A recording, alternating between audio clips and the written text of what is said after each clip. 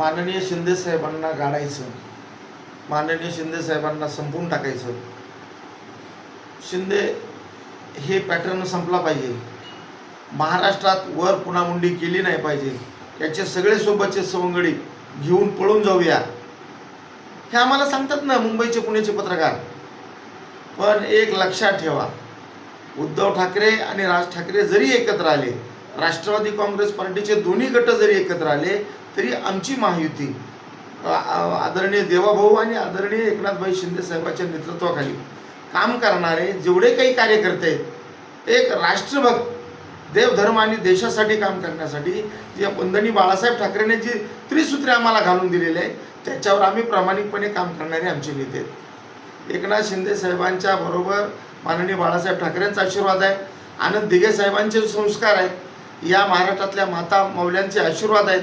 इथला सर्वसामान्य शेतकरी, गोरगरीब कुटुंब, रस्त्यावर काम धंदा करणारा सगळा समाजातला प्रामाणिकपणे काम करणारा माणूस हा एकनाथ शिंदे आणि देवाभाऊ बरोबर आहे. आपण किती जरी प्रयत्न केले तरी दूध का दूध आणि पाणी का पाणी होणारच आहे ना. या मैदान काही लांब राहिलेलं नाही आहे. पण तुम्ही ठरवून एकनाथ शिंदे साहेबांना जर बदनाम करत असाल, ठरवून एकनाथ शिंदे साहेबांची शिवसेना फोडायची, आमच्यातलेच काही बाडगे हे सगळे काहीतरी बोलायला लावायचं, आमच्यातल्याच काहीतरी लोकांना पूज द्यायची, हे उद्धव ठाकरे साहेबांनी आता सोडलेले दलाल आहेत, दलाल आमच्या पक्षामध्ये. आणि यांना आम्ही बळी पडणार असं तुम्हाला वाटतं का?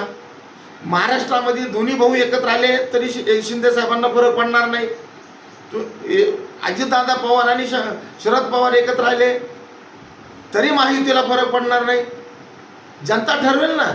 तुमच्या डोक्यातली संकल्पना या राष्ट्राला निर्माण करण्याची तुमची जी विचार भूमिका आहे ही जनता ठरवेल ना, कुणाला मतदान करायचे किंवा कुणाला नाही करायचे. ते स्थानिक स्वराज्य संस्थेमध्ये महायुतीचा दणदणीत पराभव होऊ शकत नाही आणि तो करण्याचा प्रयत्नही करू नका. दणदणीत विजय मिळेल. आणि एकनाथ शिंदे साहेबांच्या भोवती ज्यांनी षडयंत्र केले त्यांच्या छाताडावर उभा टाकून भगवा आदरणीय वंदनीय हिंदू हृदय सम्राट बाळासाहेब ठाकरेंच्या विचारांचा भगवा छाताडात रोवला जाईल. महाराष्ट्रातल्या सर्वसामान्य जनता आमच्या सोबत आहे.